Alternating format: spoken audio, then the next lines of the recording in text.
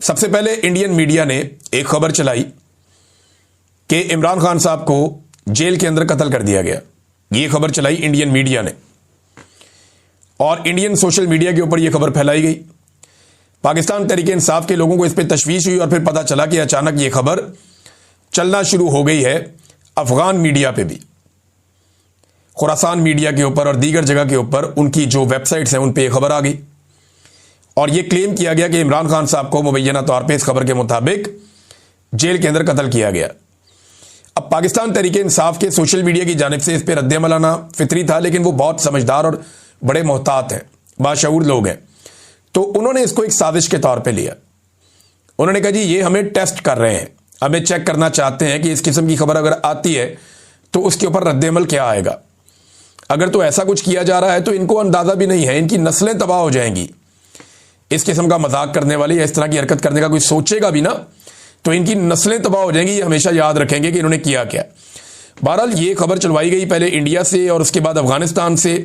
पाकिस्तान तहरीक इंसाफ का इसके ऊपर आप मौक़िफ़ ले लीजिए। पहले उन्होंने कहा कि जी साबिक वज़ीर-ए-आज़म इमरान खान साहब की खैरियत से मुताल्लिक अफवाहों पर पाकिस्तान तहरीक इंसाफ का रद्द-ए-अमल और हुकूमत से मुतालबा। अफगानिस्तान और भारतीय मीडिया के प्लेटफॉर्म्स और गैर मुल्की समाजी राब्ते के अकाउंट से साबिक वज़ीर-ए-आज़म पाकिस्तान इमरान खान साहब की खैरियत से मुताल्लिक घिनौनी अफवाहें फैलाई जा रही हैं। हम हुकूमत वक्त और वज़ारत दाखिला से मुतालबा करते हैं कि इस अफवाह की फौरी और वाज़ेह तरदीद और वज़ाहत करे और फौरी तौर पर जनाब इमरान खान साहब की फैमिली की मुलाकात करवाई जाए। चेयरमैन इमरान खान की सेहत, सलामती और मौजूदा हैसियत के बारे में सरकारी सतह पर शफाफ और बाज़ाब्ता बयान जारी किया जाए और इस तरह की खतरनाक और हसास नौइयत की अफवाहों के फैलाव के मुहर्रिकीन की तहकीकात करके हक़ाइक़ कौम के सामने रखे जाएं। कौम अपने कायद के बारे में किसी भी तरह की गैर यकीनी या इबहाम को बर्दाश्त नहीं करेगी। इमरान खान की सलामती, बुनियादी इंसानी हुकूक और आईनी तकाज़ों की हिफाजत हुकूमत की बराह रास्त जिम्मेदारी है। पाकिस्तान तहरीक इंसाफ अवाम को यकीन दिलाती है कि हम इन अफवाहों का सद्देबाब करने और सच सामने लाने के लिए हर कानूनी और सियासी कदम उठाएंगे। ये पाकिस्तान तहरीक इंसाफ के मरकजी शोबा इतलात की जानिब से मुतालबा भी सामने आया और उनका रद्द-ए-अमल भी सामने आया। अब अडियाला जेल हुकाम को फिर हुक्म दिया गया हुकूमत की जानिब से कि अफवाह बहुत फैल गई है और पाकिस्तान तहरीक इंसाफ उस पर बिलीव नहीं कर रही। जो वो चाहते थे वो नहीं हुआ। देखे ना, एक दिन पहले अफवाह फैलाई गई कि पाकिस्तान तहरीक इंसाफ के वर्कर्स ने अडियाला जेल के ऊपर हमला कर दिया, चढ़ाई कर दी, जबकि वहां मौजूद सहाफियों ने कहा कि ऐसा कुछ नहीं हुआ। आज खबर यह चलवाई गई इंडियन और अफगान मीडिया के ऊपर, ये क्या खिचड़ी पका रहे हैं। इमरान खान साहब की बहनों ने तशवीश का इजहार किया। उन्होंने कहा जी हमें सख्त तशवीश है हमारे भाई की सेहत के हवाले से और उसकी सलामती के हवाले से, हमारी इमरान खान साहब से मुलाकात करवाई जाए। अब अडियाला जेल से जो पैगाम आया और उन्होंने जो बात की, उन्होंने कहा जी इमरान खान साहब जेल में मुकम्मल तौर पर सेहतमंद हैं, अफवाहों में कोई सदाकत नहीं है और उनका मुकम्मल ख्याल रखा जाता है और अडियाला जेल से कहीं और मुंतकिल करने की खबर में भी कोई सदाकत नहीं है। ये जनाब जेल हुकाम ने इसके ऊपर स्टेटमेंट जारी किया। तो एक तो तरदीद आ गई। दूसरा एक चीज़ और है, ये शाहिद खटक साहब ने बताया। उन्होंने कहा जी इमरान खान साहब ने हमें पहले ये पैगाम दे दिया था कि अगर मुझे अडियाला जेल से ज़बरदस्ती कहीं मुंतकिल किया जाए या अडियाला जेल से मुझे कहीं मुंतकिल करने की कोशिश की जाए तो पूरे खैबर पख्तूनख्वा को फौरी तौर पे बंद कर दिया जाए। ये इमरान खान साहब का हुक्म था। इसको शाहिद खटक साहब ने बताया कि अगर मुझे शिफ्ट किया जाए तो खैबर पख्तूनख्वा को फौरी तौर पे बंद कर दिया जाए। इमरान खान साहब की जेल और उनके केसेस के हवाले से एक स्टेटमेंट जो है वो सुहेल अफरीदी साहब ने भी जारी किया और ये जो स्टेटमेंट है ये स्पेशली मंगल के दिन के हवाले से है। उन्होंने कहा जी हमारे जितने भी एमपीएस और एमएनएस हैं और सेनेटर्स हैं उनकी हर मंगल को इस्लामाबाद हाई कोर्ट के बाहर हाजिरी यकीनी बनाई जाए। हमारे जितने भी इमरान खान साहब के टिकट पर लोग इलेक्शन लड़े हैं, चाहे वो जीते हैं चाहे वो हारे हैं, उनकी हर मंगल को इस्लामाबाद हाई कोर्ट के बाहर मौजूदगी ज़रूरी है। जो वहाँ मौजूद नहीं होगा हम इसको नेम एंड शेम करेंगे। वहाँ इसलिए एहतजाज ज़रूरी है कि वो खान साहब के केसेस नहीं लगा रहे।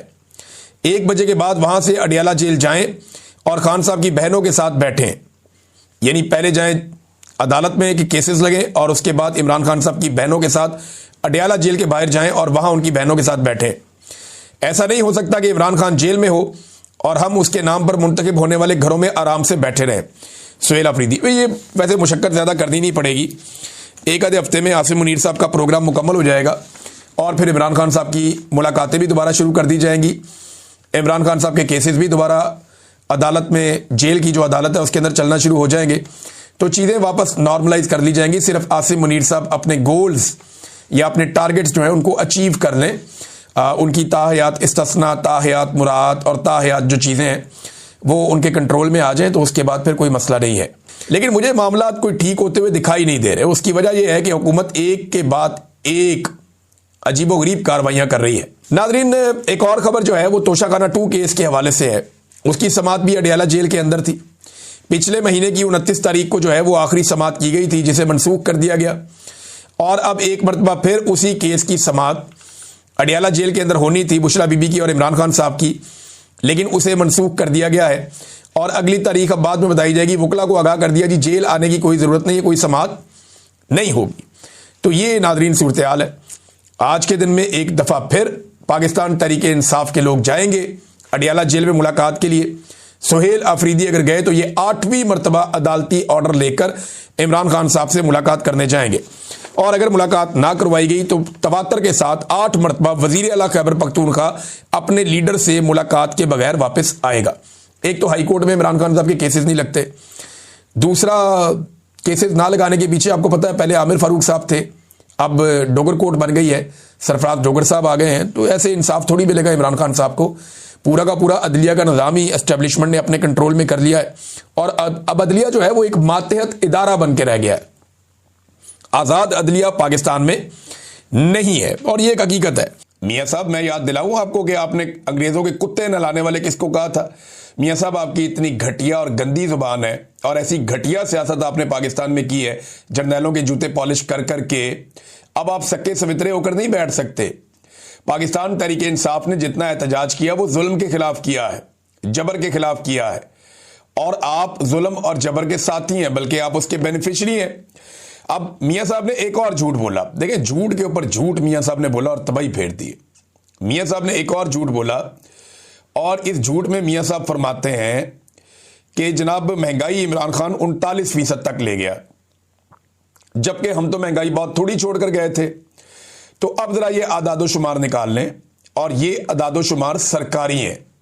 ये कोई ऐसे आदादो शुमार नहीं है जो मैं आपको बनाकर दे रहा हूं, ये सरकारी आदादो शुमार है और ये मैंने ही रिपोर्ट किया था पाकिस्तान के सारे मीडिया के साथ मिलकर कि इन्होंने पाकिस्तान के साथ क्या कर दिया 2023 में। इमरान खान साहब की हुकूमत गिरती है अप्रैल के आगाज में 2022 में। उस वक्त पाकिस्तान में महंगाई 12% थी, 12% महंगाई थी और उसके रीजन बहुत सारे मल्टीपल थे। इमरान खान को 3 साल की हुकूमत मिली पाकिस्तान में, जिनमें से 1.5 साल से ज्यादा कोरोना वायरस रहा, लेकिन इसके बावजूद वो माशी तरक्की को 6% तक एवरेज ले गया।